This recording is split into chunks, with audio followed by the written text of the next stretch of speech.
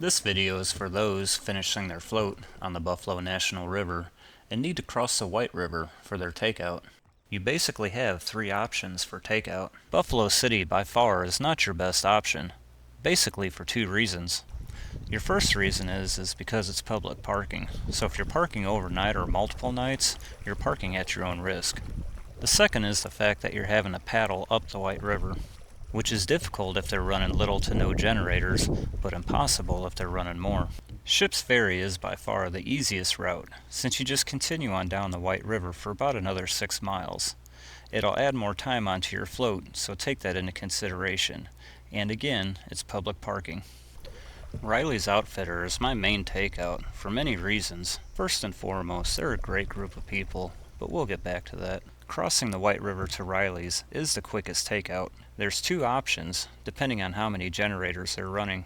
If they're running enough generators, it creates a channel on Smith Island that gives you a straight cut across. You'll basically just ferry straight across to get to that channel. Starting off on river left of the Buffalo National River, get yourself facing upstream of the White River to start your ferry. While paddling upstream, start to angle your kayak to the right to find a nice balance to where you're not being pushed downstream, but you're still able to ferry your way to the right. It's no big deal if you don't make it to the channel.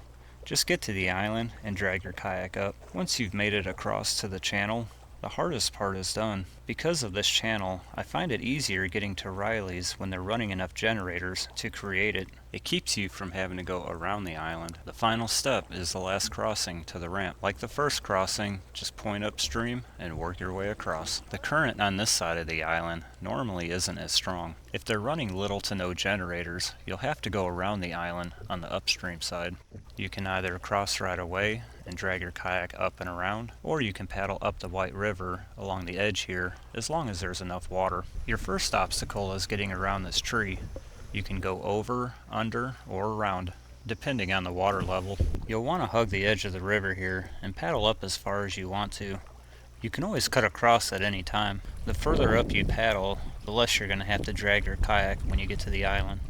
If you paddle far enough, you won't have to do any dragging and just be able to float right to Riley's. Like I said at the beginning of the video, these are some great people to be around.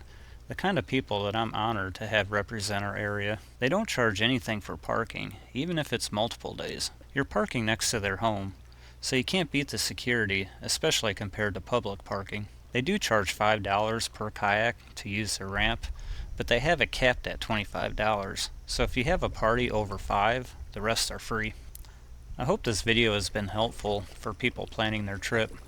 If you have any questions or comments, please leave them below, and I hope I run into you on the water.